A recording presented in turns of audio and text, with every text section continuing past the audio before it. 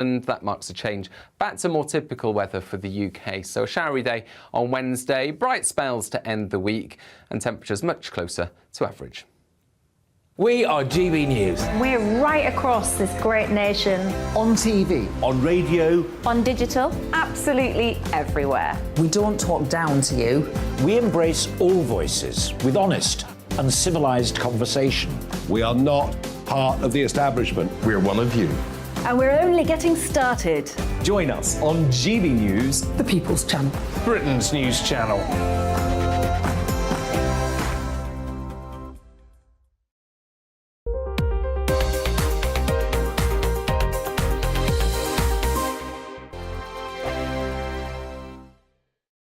We are GB News. We're right across this great nation.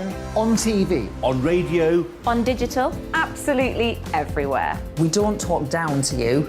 We embrace all voices with honest and civilised conversation.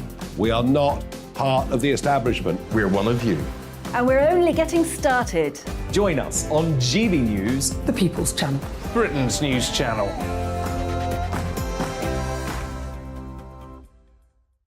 Hi there, it's Stephen and Anne.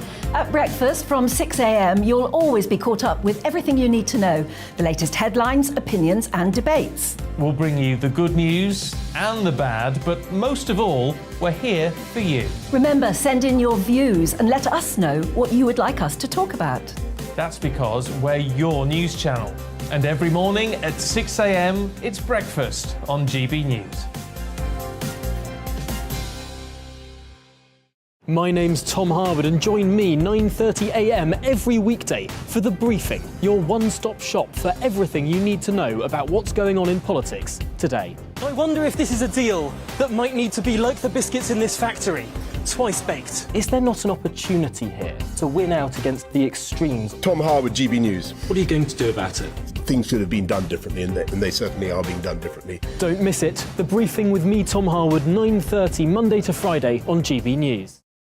Where would you like to go? Just take me to the studio, please, mate. You know where you're going. I've got a show to do. Friday Night Feast on GB News, 7 p.m. And it's like nothing you've ever seen before. We take a different angle on the week's biggest news stories. The viewers and listeners set me some absolutely mad challenges to do. We tried to rehome a rescue dog. And yes, there's some other wacky stuff in there as well. I feel like I could take on the world.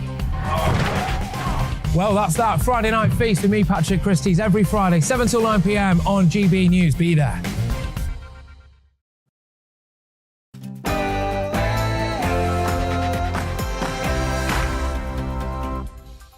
Hello and welcome to We Need to Talk About on GB News with me, Alex Phillips, where we get stuck into the big issues of the day that need looking at in depth. Nothing is off the table and no one will be cancelled for saying what they think.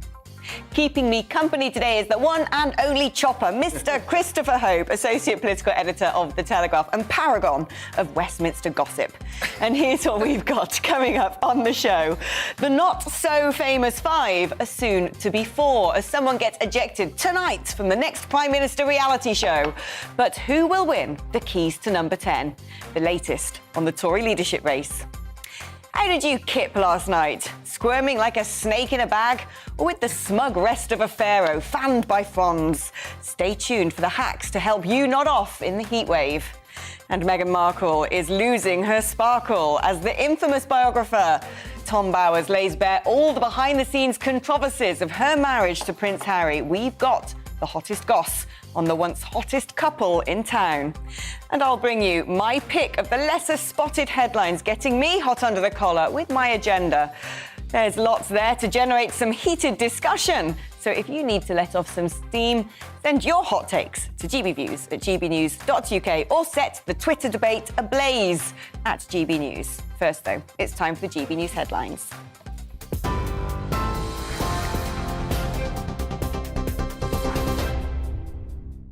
Good afternoon, it's 2 minutes past 2. I'm Rosie Wright, keeping you up to date on GB News.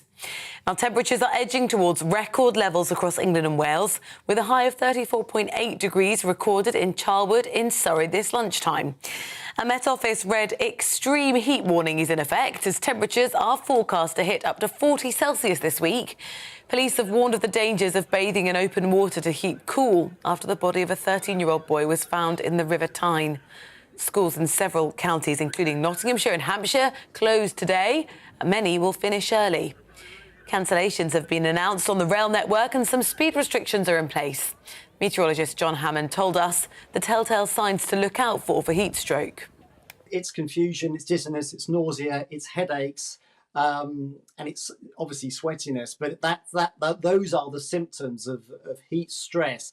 The worry is that heat stress can quickly progress into heat exhaustion, and when that happens, you actually stop sweating. So your mechanism for getting rid of heat from the body closes down, and then your body just gets hotter and hotter and hotter. That's heat stroke, and that can be incredibly serious, and you have to rush people to the hospital at very short notice at that point.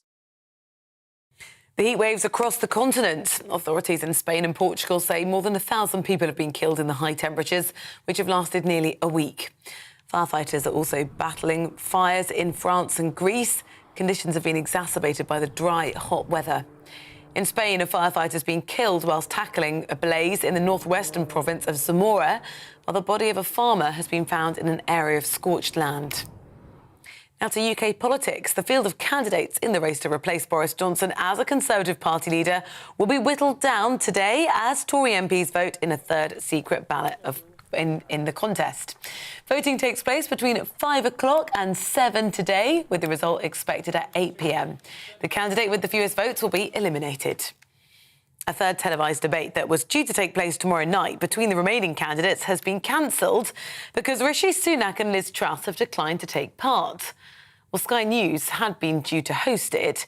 They say Conservative MPs are said to be concerned about the damage the debates are doing to the image of the party. The Labour leader, Sir Keir Starmer, says he's surprised any of the contenders would miss an opportunity to prove themselves. I'm astonished that those that want to be Prime Minister of the United Kingdom are pulling out of debates and out of scrutiny. I can see, based on what I've seen in the debates so far, why they want to do so, because this is a party that is out of ideas, out of purpose. They're tearing each other apart. But as I say, pulling out of a TV debate when you want to be Prime Minister doesn't show very much confidence. The government's facing a confidence vote in Parliament today amid calls for Boris Johnson to leave number 10 immediately. If the government's defeated, it would almost certainly trigger a general election. However, that is unlikely. A significant number of Conservative MPs would have to vote against the government or abstain. Unusually, it's taking place as a government motion rather than the opposition's. But it's after the government refused to accept the original wording of Labour's vote of no confidence. Russia's state energy company Gazprom has declared force majeure on gas supplies to Europe. It says extraordinary circumstances are preventing it from fulfilling its obligations. A trading source has told the Reuters news agency it refers to the Nord Stream 1 pipeline, which delivers gas to Germany. The supply was turned off last week for routine maintenance and was due to resume on Thursday. The head of Ukraine's spy agency and the top state prosecutor have been suspended while an investigation takes place after dozens of people in their organisations were found to have been collaborating with Russia. President Volodymyr Zelensky said they had to take responsibility for more than 650 cases of treason which have been opened against their staff. He said more than 60 people from both departments are now working against Ukraine in Russian-occupied territories. A Conservative police and crime commissioner has been banned from driving for 6 months for repeatedly speeding. Caroline Henry was caught breaking a 30-mile-per-hour speed limit 5 times in 12 weeks. She was elected as Nottinghamshire's police and crime commissioner in May 21 and has pledged to crack down on speeding. European bison have been introduced into woods in Kent where their ancestors used to roam. It's hoped they're going to help restore woods and make them more resilient to climate change with their natural behaviour, grazing, felling trees, eating bark and taking dust baths. It's the first time in thousands of years that bison have roamed freely in Britain. They're expected to be joined by Exmoor ponies, Iron Age pigs and Longhorn cattle. This is GB News. I'll bring you more as it happens. Now let's head back to We Need to Talk About.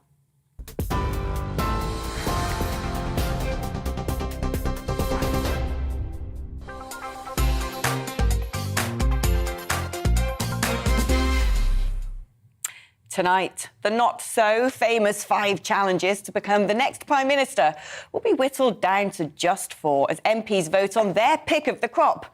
from now. Like an episode of Political X Factor, the candidate with the fewest votes is booted out at 8 this evening. You'd think we had American presidential open primaries, not a ballot of only 0.29% of the population. The big glitzy TV debates, forgetting that these people are there to run the country, instead obsessing over whether the spirit of Boris should be exorcised or kept rattling around the cabinet like the ghost of Jacob Marley. For political anoraks like me, we now know by heart the catchphrases and the tropes. Liz Truss in Thatcher cosplay, pointing out she gets things done. Colgate smile Sunak flogging zero cuts like a brand of shaving foam on a shopping channel. Kemi cuts through Badenoch, flipping the other contenders like McDonald's burgers with ruthless truth-telling. Penny Mordaunt's high-volume hair, but a policy portfolio as full as an echoing crypt. And there to serve, there to lead. Tom Territorial Tugendhat's clean-shaven, clean-cut, clean start. With all the suspense of a film trailer voiceover, who will survive?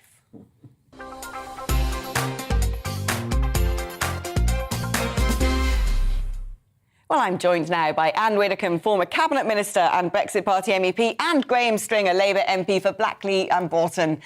Anne, first of all, who's your pick of the crop with the current runners and riders? I'm tempted to say Muffin the Mule, quite honestly. I like Liz Truss's policies. I admire her record with the trade deals. And normally I would say, yeah, I think that's probably the best person. But the fact is she's had a charisma bypass. She doesn't have any oomph. And that does matter these days. There was a time when it didn't, but now it does matter because of media exposure. And I hope she gets through to the last two. But if she does, then when she's out on that campaign trail, she has got to develop some oomph, because at the moment she's as starchy as a Victorian governess. And that coming from the Victorian governess, Anne Widdecombe. Graham, what about you? I mean, is there anybody from the current five who you would worry about the other side, behind the dispatch box, attacking Keir Starmer? Or do you think they're all a bit predictable and damp squibs? I've been pretty appalled by the level of debate, actually, between the candidates. The one candidate who stands out, who I don't think is going to win, is Kemi Badenoch. She's been serious in her approach to the problems this country is facing at the present time. Problems of inflation, problems of defence and war in Europe. It's almost as though that's not happening. I also think it's appalling that we've had a coup against the current Prime Minister, who was elected by the whole country, and now the candidates who want to be Prime Minister have gone into hiding, and they're not. Most of us don't have a vote in this election, but at least we could look on. But now they're doing it, they're debating in secret. But one of them is going to end up as being Prime Minister. I think that's simply appalling. It's anti-democratic. Yeah, and what do you make of these sort of American-style presidential TV debates when actually very few people actually get to have a democratic vote on who becomes the next Prime Minister? Is it tearing the Conservative Party in two, or is it the right way to go forward? No, I've never believed it's the right way to go forward. These television debates are always incredibly superficial. You can't get down into it to any policy depth at all. Indeed, you can't cover very much. You've got 5 candidates in a limited amount of time. But these have been particularly bad because they've attacked each other. And that is something that just didn't happen. When I was a Conservative MP and we had leadership elections, the candidates made a great point of not attacking each other. But now they're doing it. They're not only doing it, they're doing it overtly. I don't think it's helpful at all. I don't think it informs the nation. It certainly doesn't inform the Conservative Party. You see them every day, after all. I think it's quite pointless. Graham, one of the big issues of contention after the economy is, of course, going to be Brexit, and there's constantly the mudslinging. Last night, Rishi Sunak saying to Liz Truss, well, you happened to previously be a Lib Dem and a Remainer. Tom Tugendhat also called up on the fact that he voted Remain. I mean, you are a Brexit-backing MP. Do any of those candidates tickle your fancy for someone who would, now Brexit has nominally been done, actually do something with it? I think that's quite difficult for me to say. I'd go back to Kemi Badenoch. I think she's a serious candidate. Liz Truss is saying the right things at the present time. But I don't really trust somebody who voted Remain only a few years ago, and somebody who is a Lib Dem. At this level of politics, you expect people to know what they think when they get close to the top jobs. There is an element with Liz Truss, although what she's saying at the moment I tend to agree with, as far as Brexit is concerned at least, that she is saying what she believes the Conservative Party membership wants them to say. And they want to hear that. So I'm not totally convinced about it. I think the most damaging thing I think about these debates is they remind me of the 2015 leadership debate in the Labour Party, when many of the candidates, quite good candidates, and Jeremy Corbyn, who had a disastrous result, said things that they believed that the Labour Party membership wanted to hear. And actually, my experience as a Labour Party MP is if you tell things as they are to the party membership, they will accept it. If you reflect prejudices that you think they have, then you're likely to end up with a poor result, as the Labour Party did in that election. And I think that's what's happening to the Conservative Party at the present time. Most of the candidates are trying to reflect what they believe Conservative Party members' prejudices are, and not telling them the hard truths about the situation this country finds itself in.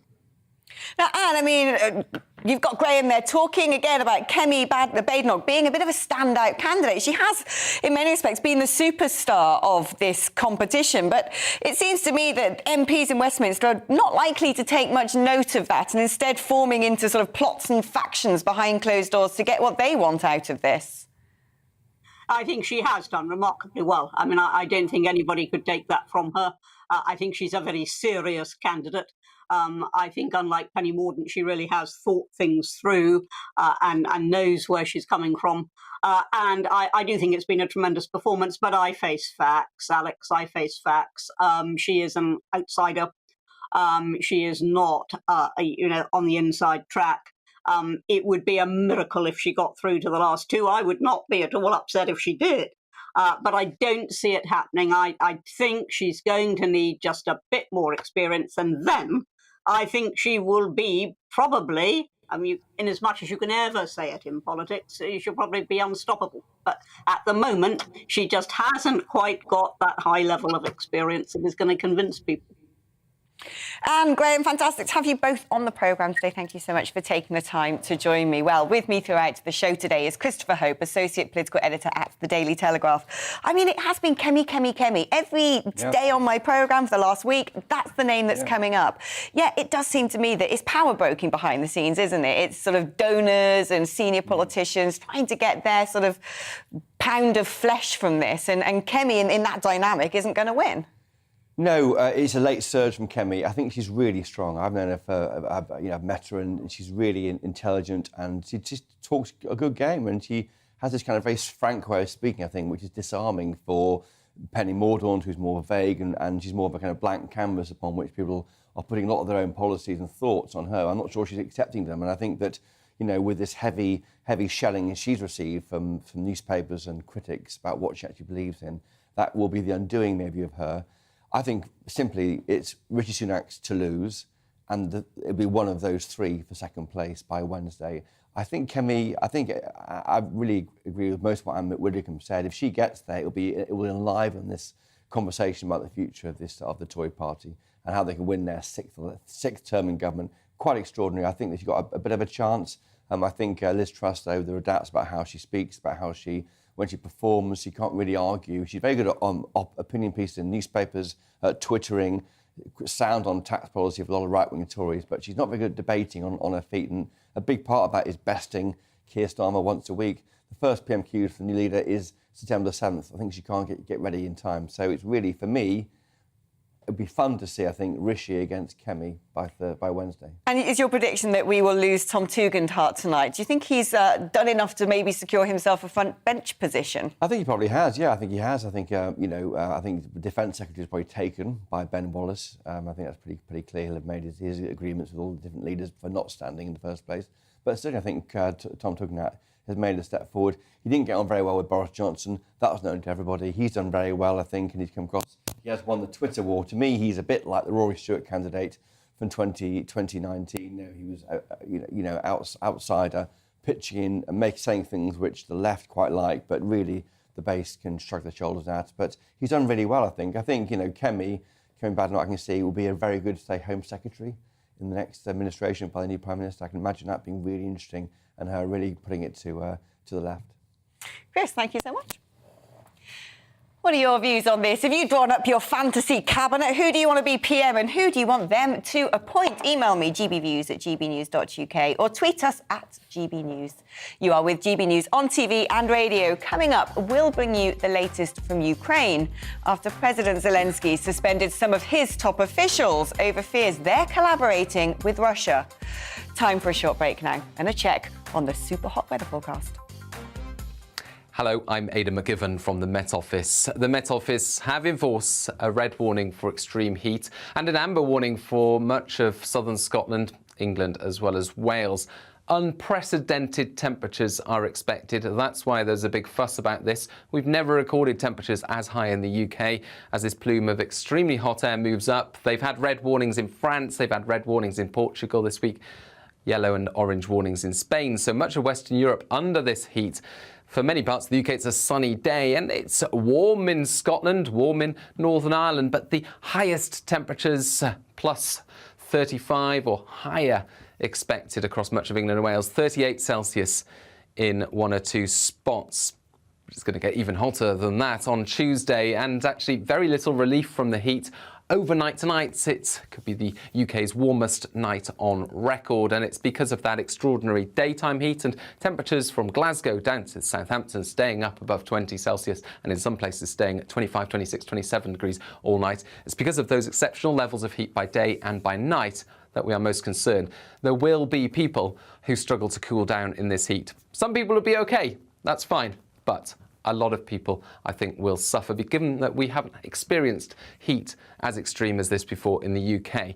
And then the peak expected on Tuesday, 40 to 41 Celsius expected between London and Lincolnshire. 31 there for Glasgow, 34 for North East England, South East Scotland. It could be Scotland's hottest day on record, as well as the UK's hottest day, and Wales and England, everywhere except for Northern Ireland, where high 20s are expected. Some showers come along later on Tuesday from the southwest, and that marks a change back to more typical weather for the UK. So a showery day on Wednesday, bright spells to end the week, and temperatures much closer to average.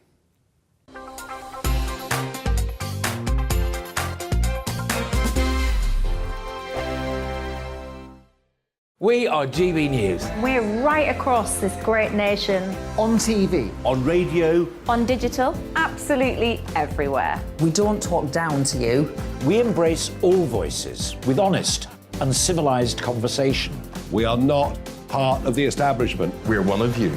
And we're only getting started. Join us on GB News, The People's Channel. Britain's news channel.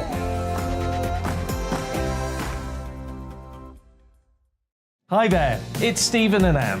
At breakfast from 6 a.m, you'll always be caught up with everything you need to know, the latest headlines, opinions and debates. We'll bring you the good news and the bad, but most of all, we're here for you. Remember, send in your views and let us know what you would like us to talk about. That's because we're your news channel.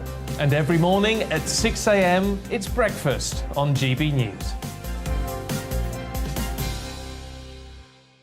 My name's Tom Harwood, and join me 9:30 a.m. every weekday for The Briefing, your one-stop shop for everything you need to know about what's going on in politics today. I wonder if this is a deal that might need to be like the biscuits in this factory, twice baked. Is there not an opportunity here to win out against the extremes? Tom Harwood, GB News. What are you going to do about it? things should have been done differently, and they certainly are being done differently. Don't miss it. The Briefing with me, Tom Harwood, 9:30 Monday to Friday on GB News. Where would you like to go? Just take me to the studio, please, Matt. You know where you're going. I've got a show to do. Friday Night Feast on GB News, 7 p.m. And it's like nothing you've ever seen before. We take a different angle on the week's biggest news stories. The viewers and listeners set me some absolutely mad challenges to do. We tried to rehome a rescue dog. And yes, there's some other wacky stuff in there as well. I feel like I could take on the world. Well, that's that. Friday Night Feast with me, Patrick Christie's, every Friday, 7 till 9 p.m. on GB News. Be there.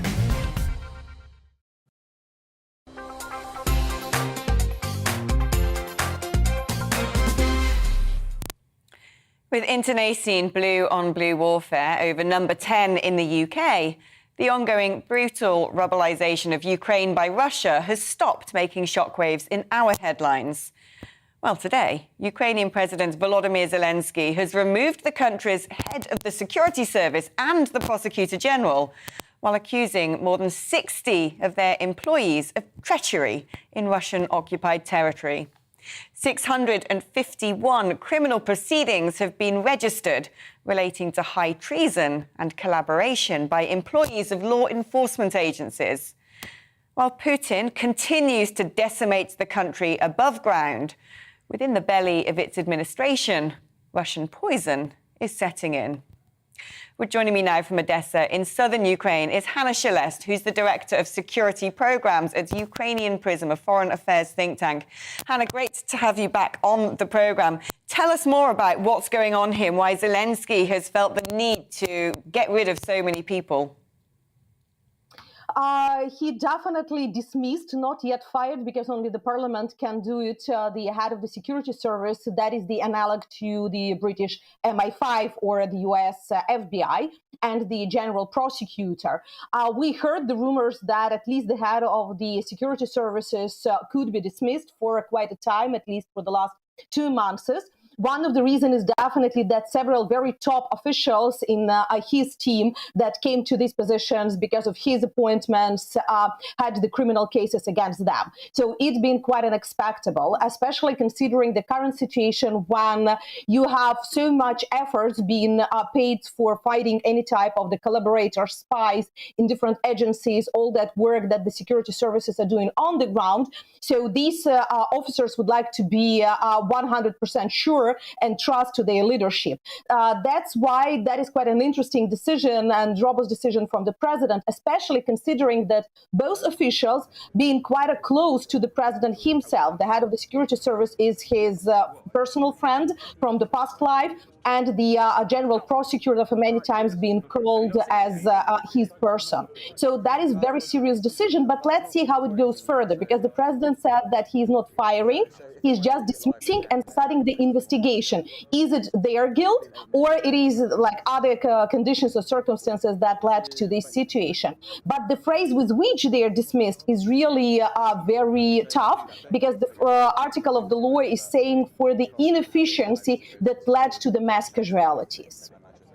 I mean, how vulnerable is Ukraine, especially in the Russian-held territories, to Russian infiltration? And how much of a setback is this going to be in Ukraine's efforts to defeat Putin? First of all, you need to understand that Russia has been building the agents networks in Ukraine for decades. It's not something new that they're doing just now. We had the first big purge in 2014 when there were really dozens and dozens of cases in many regions of Ukraine, especially on the east and on the south of the country. Then, during 8 years, a lot of the cases by counterintelligence, by the security services, being caught, and these people were under the investigation or already in the prison. So for 8 years, Russians continued this work because they continued the work in Ukraine.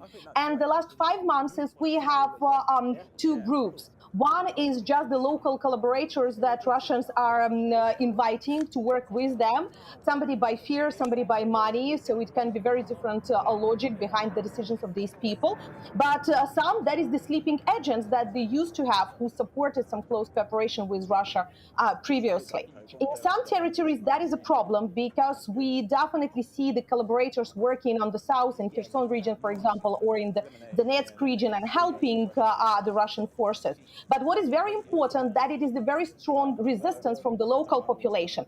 For example, in Kherson, we see how the placards, the leaflets are spent around the city with their faces, with their names, and with the threats against their lives that partisans are just spreading. So they would really know who are involved, and they're not, let's say, secured because they're cooperating with Russians.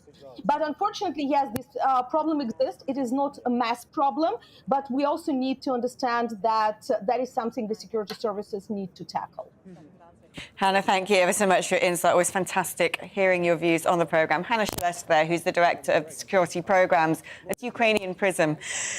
Chris, I mean, it strikes me that we're massively distracted right now by a leadership contest at home. The UK was the vanguard, really, of facing up to Putin when he invaded Ukraine. And it also strikes me that I don't think we've seen anything yet. If Putin does decide, as he can do, to turn off the gas to Europe, we're in big trouble come winter. I mean, how prepared are we to deal with that? Well, there's a big crisis going on in Germany right now because I think the Nord Stream pipeline is due to be turned on again at the end of this week. Now, will Gazprom do that, or will they act probably with Putin's connivance not to do so? I think the problem with in Ukraine is that if you just take a step back from what's happened here, Russia has gained, I forget the recent numbers, maybe a fifth of the territory of Ukraine through this illegal invasion. I mean, you know, there's an appalling cost for Ukrainians and for Russians, but Putin has gained territory here, and that's what's so shocking and sad. And look at these numbers here: 651 people to be investigated for spying. The two spies, the chief prosecutor and the spy chief, have been suspended. No, I understand it's not really, they aren't accused of being spies. More, they haven't done enough to stop it happening. There's been issues about when Russia have gone into some towns, they've left some bridges left standing when they should have knocked them down, or they should have been blown up, you see, and as part of the assault. And the question mark remains is, why is that happening? What do they know that they shouldn't be knowing about what's going on with Ukraine? This will also worry the West. The West is heavily arming Ukraine at the moment. Any suggestion of Russian infiltration about what the UK and other countries are sending to Ukraine, if Putin gets early warning of that's a big problem. I mean, it's good he's getting onto this, but it just shows we are bedding in for the long term with this war. Yeah, and with the protracted nature of this war, it seems to me that things are only going to get worse. The ramifications back at home are actually now verging on pretty frightening. There's been an open debate about this in Europe, on the continent. They've been ruminating for a long time about how much they should do. Is it time we actually started addressing these things openly here in the UK? I think certainly. I think we are facing a very difficult. It's hot weather, very hot weather this week and this summer. But we are facing a very difficult winter, I think. And we look at the grain piling up in Odessa, where that person was speaking from then, and the issue of famine and world wheat prices soaring is a huge worry. Christopher, thank you so much. Do let me know your views on this. GBnews at gbnews.uk. You're with GB News on TV and DAB radio. Coming up, have you had trouble sleeping the last few nights in the heat? Well, stay tuned for the hacks to help you nod off in the heat wave. Now, though, it's time for a check on the news headlines.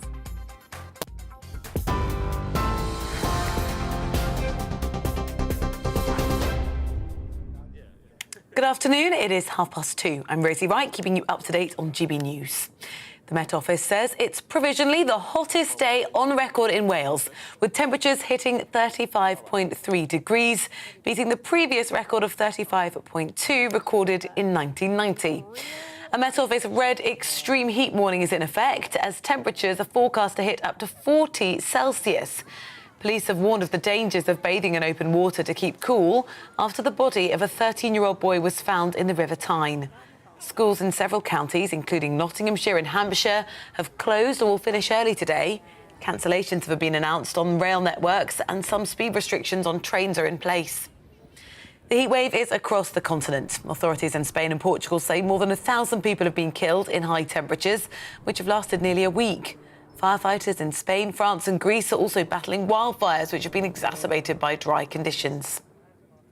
The field of candidates to replace Boris Johnson as Conservative Party leader will be whittled down again today as Tory MPs vote in the third secret ballot of the contest. The candidate with the fewest votes will be eliminated. We'll have more at 8 p.m.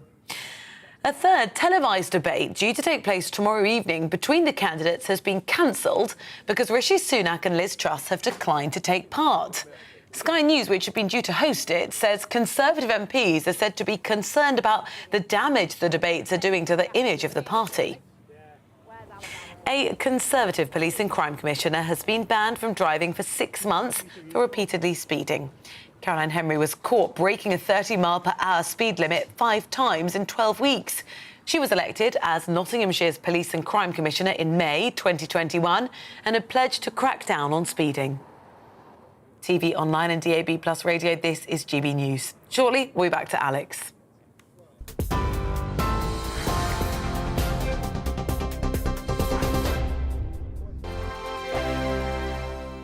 We are GB News. We're right across this great nation. On TV. On radio. On digital. Absolutely everywhere. We don't talk down to you. We embrace all voices with honest and civilised conversation. We are not part of the establishment. We're one of you. And we're only getting started. Join us on GB News, The People's Channel. Britain's news channel.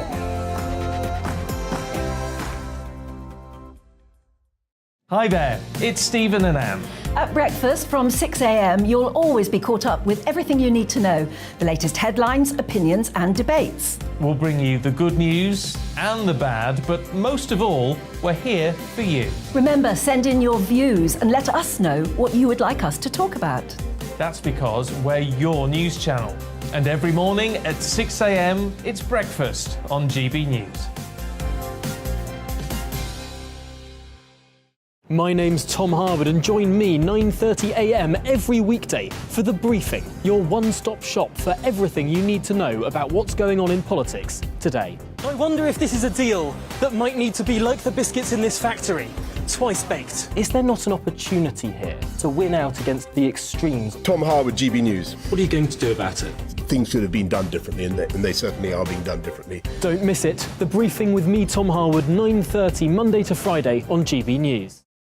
Where would you like to go? Just take me to the studio, please, mate. You know where you're going. I've got a show to do. Friday Night Feast on GB News, 7 p.m. And it's like nothing you've ever seen before. We take a different angle on the week's biggest news stories. The viewers and listeners set me some absolutely mad challenges to do. We tried to rehome a rescue dog. And yes, there's some other wacky stuff in there as well. I feel like I could take on the world. Well, that's that. Friday Night Feast with me, Patrick Christie's, every Friday, 7 till 9 p.m. on GB News. Be there.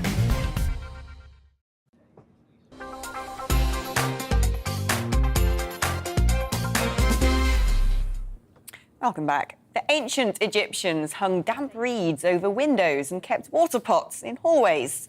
The Romans circulated cooling water through their villas using aqueducts, even importing snow from the mountains on donkey trains.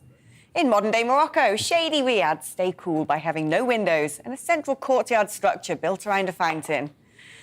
But modern-day Britain almost seems designed to microwave our intestines. With our lack of shutters and love of large windows, our dense carpets and lofts stuffed with clutter, and new-build bricks acting like the walls to a factory furnace. Office water coolers are alive with caravans of thirsty workers, also desperate for the secrets of our long-lost ancestors on how to survive the heat. Well, joining me now is meteorologist and weather forecaster from the Met Office, Aidan McGivern. Aidan, I think the big question everyone wants to know is, when does this break? Is it going to be a smash-bang wallop of thunder with colliding weather fronts? No, not quite that dramatic, Alex. It looks like the peak of the heat will be tomorrow. That's when we're expecting 40 or 41 Celsius, which is truly remarkable for the UK climate. And then on Wednesday, it's much cooler. There will be some showers, perhaps even a few thunderstorms around. But the heat gets pushed aside very quickly Tuesday night into Wednesday, and that's when we get back to more typical summer weather in the UK. Wouldn't be a heatwave weather report without someone comparing the temperature in Britain to somewhere else. What have you got up your sleeve in terms of factoids? Well, here's the thing. in Spain and in Portugal and in France, the temperatures have been in the low to mid 40s for much of the past week. And even those countries that we often think of as hot countries, used to dealing with heat, have had weather warnings for high temperatures. So Portugal had red warnings last week. France has had red warnings this weekend, because even their temperatures are way above what they typically expect in the summer. And that's the thing. Different countries are used to different kinds of weather, and when the temperatures go way beyond averages, or way beyond even hot spells that we get in the summer, that's when things start to, that's when we start to see impacts. The last of the mega heat wave in the UK for this year. Are we due to have a long, dry and scorching summer? Well, it's been really dry for a lot of the summer so far for some parts of the UK, most notably the south and the east. And there isn't any sign of significant rain for those areas that are quite parched at the moment. For the next couple of weeks, there'll be a few showers around and it will be significantly cooler. But it looks like the heat won't stray too far on the near continent, so there is always the potential to bring some of it back in the weeks to come. So if you're thinking of investing in a paddling pool, it's still a safe bet to do so. Certainly is, yes. That's exactly what I fancy doing right now. Yeah, me and you both.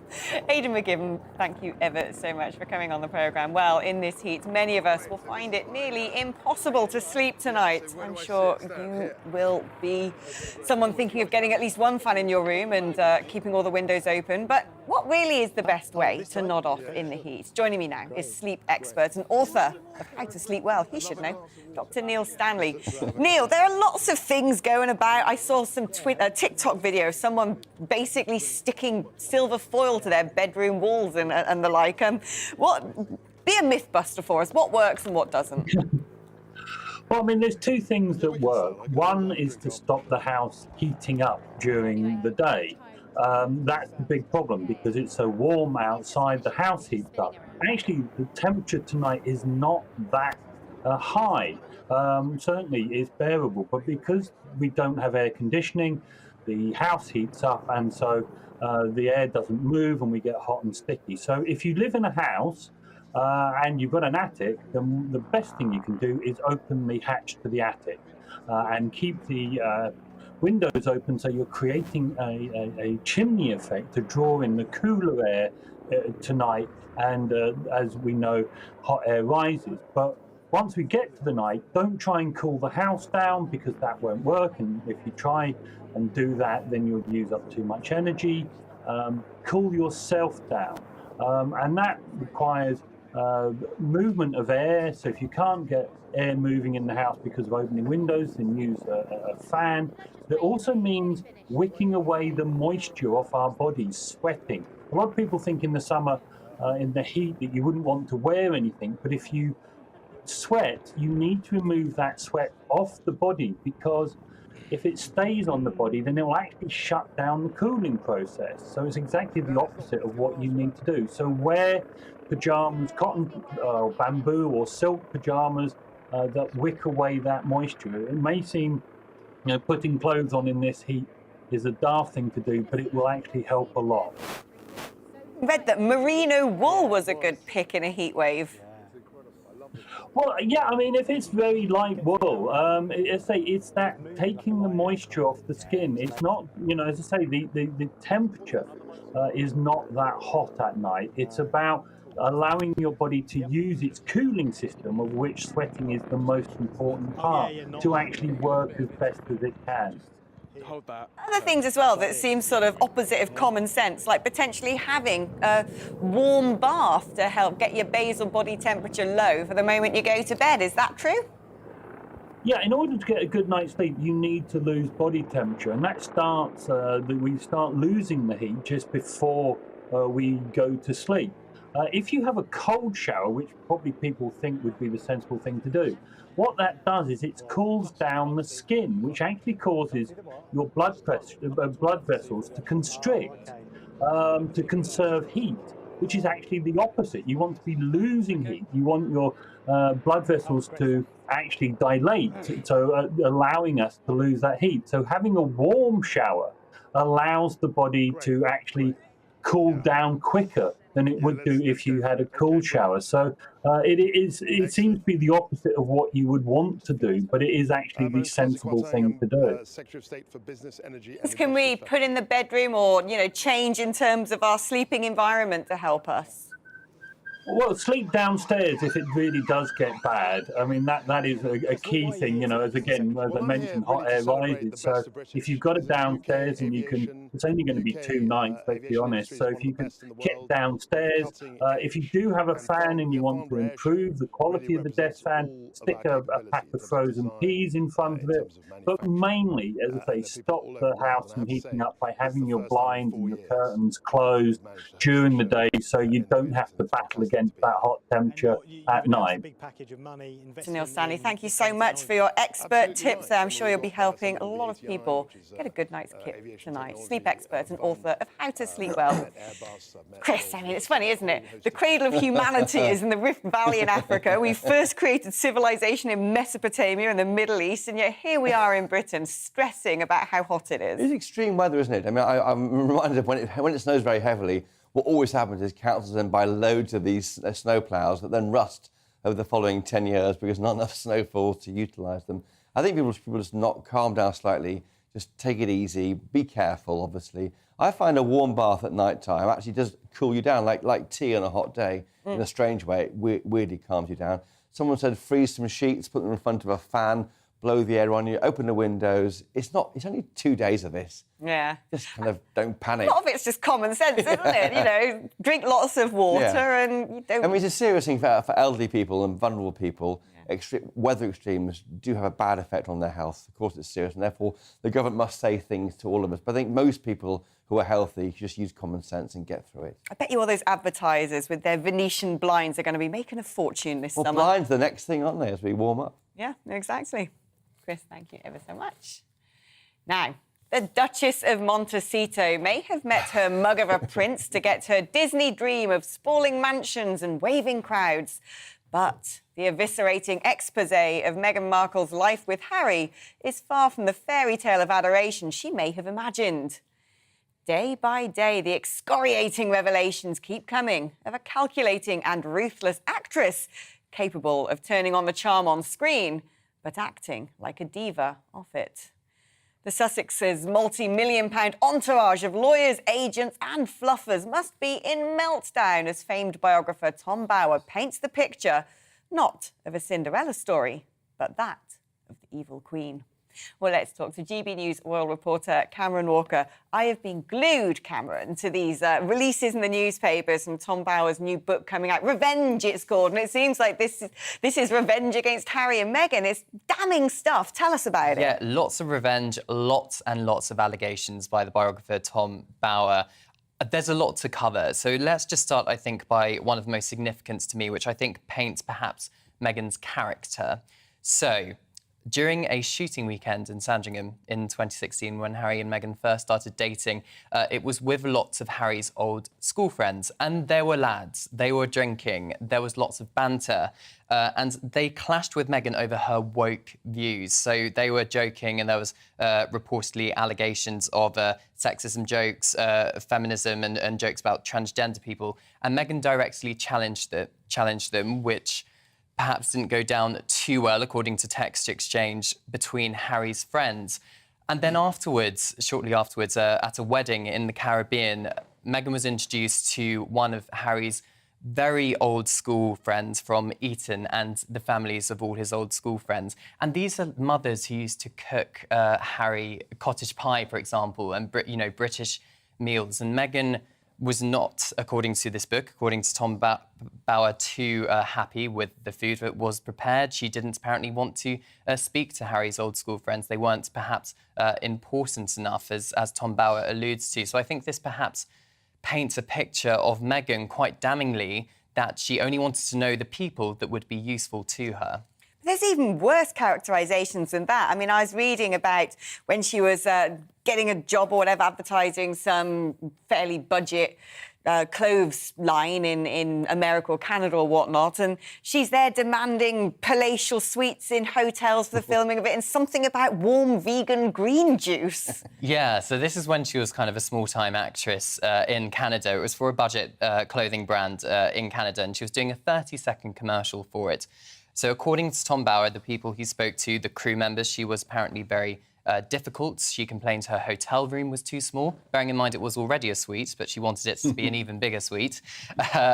She wanted an alias name. The tea was the wrong blend of tea. Vegan green juice, it was too warm. And from Tom Bauer says he has spoken to crew members who are on this shoot, and apparently she didn't take any notice of them, and anyone who challenged her, they were worried that perhaps they would lose their jobs over it. But it is important to stress that this is clearly one side of the story, and Meghan's team have not responded in any way to these allegations.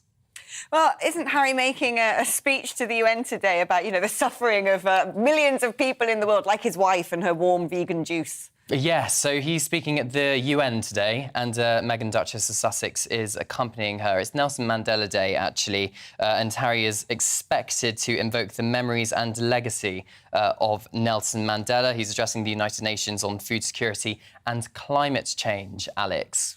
Well, his Archwell Foundation actually works very closely with World Central Kitchen, which builds relief centres following big kind of humanitarian disasters and natural disasters. And Nelson Mandela's foundation this year is actually kind of highlighting the plight of food security and climate change. So that's why he's there. But of course, it's very bad timing off the back of all these allegations coming out in Tom Bauer's new book. Cameron, thank you ever so much.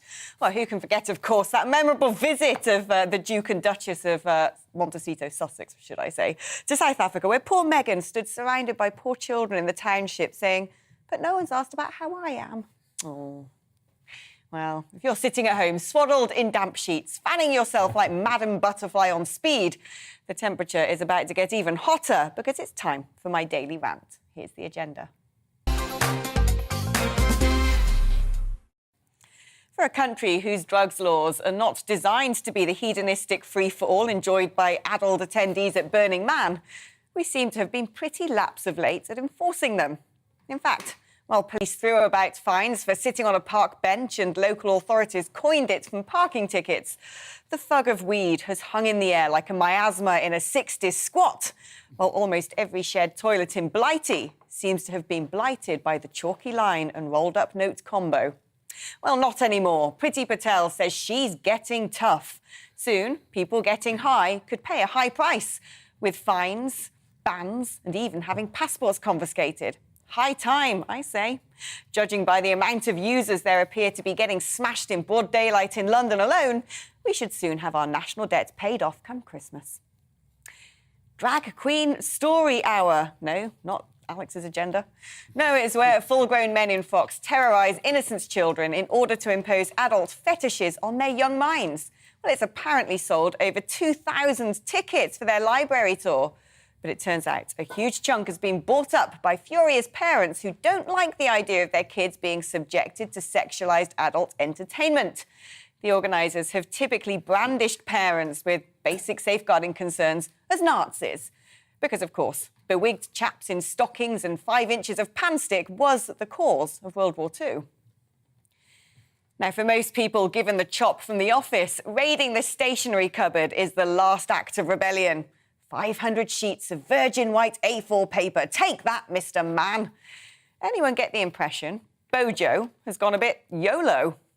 As if his twilight weeks in office will be a bucket list of what he'd do if he was king for the day. Or perhaps Tom Cruise. Cocktails in Chequers? Check.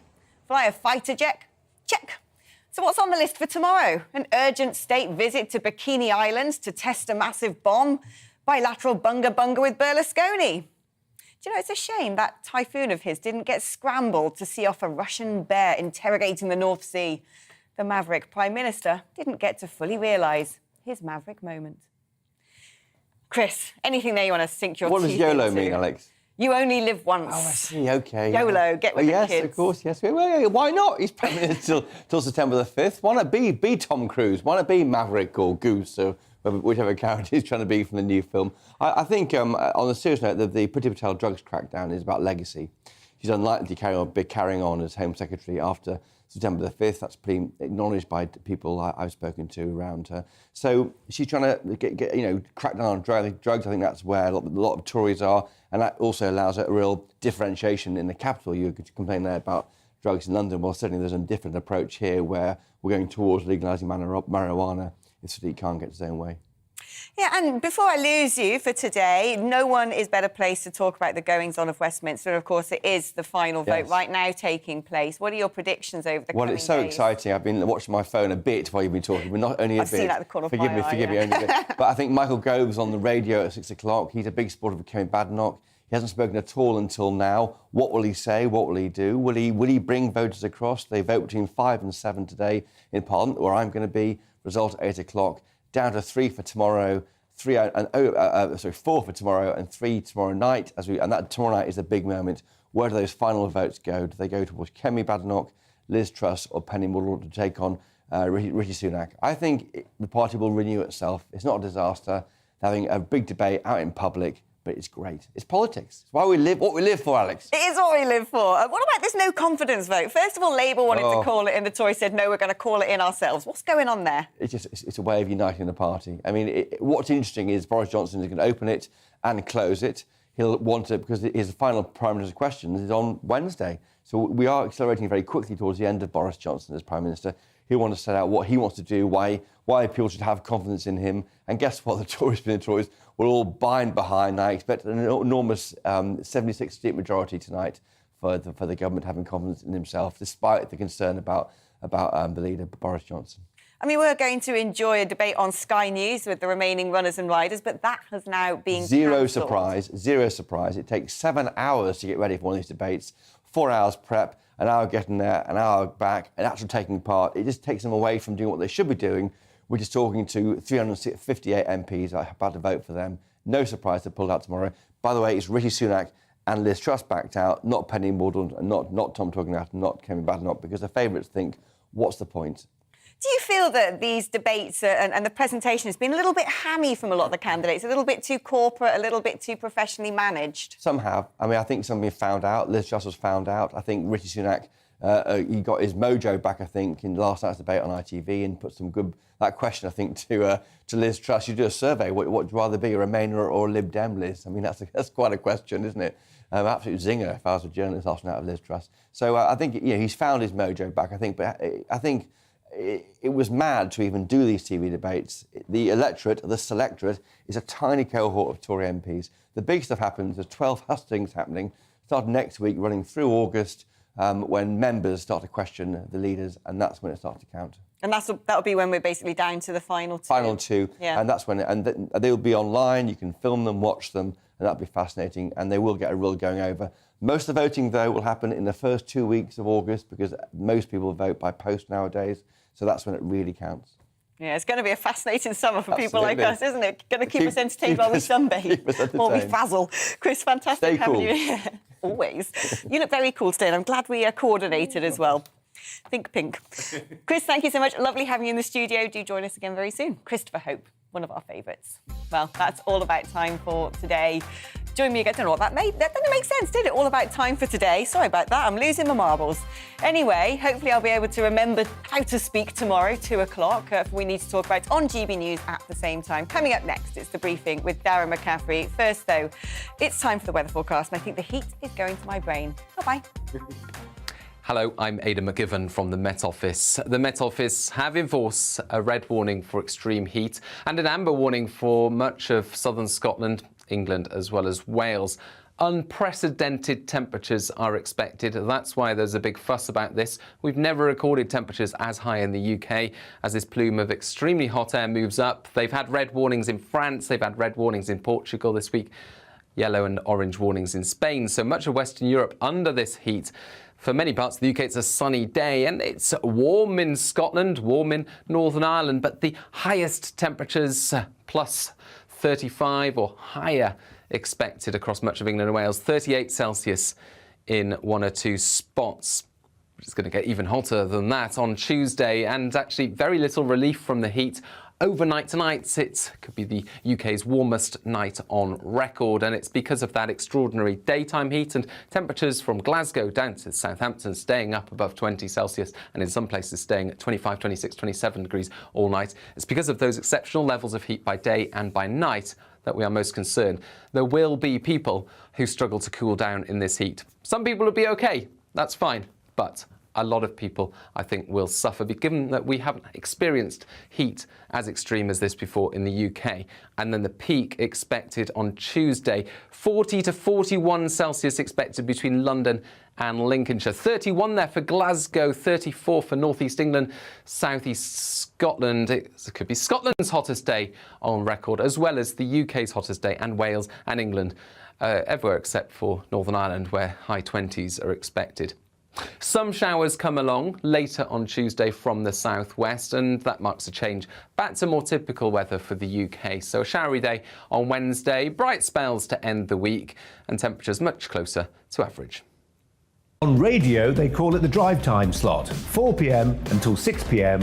as listeners head home. It's that part of the schedule when the dust of the day's events begin to clarify, and we try to make sense of it for you. Brazier is drive time for radio and TV. It's fast, it's punchy, it's opinionated, there's a Brazier angle and a little bit of levity. That's the question. That's two questions, actually. That's Brazier, Monday to Thursday, 4 till 6 on GB News. Tonight on GB News. At 6, it's Dubes & Co. 7 o'clock, Farage. At 8, join Mark Stein. And at 9, Dan Wootton Tonight, followed by Headliners.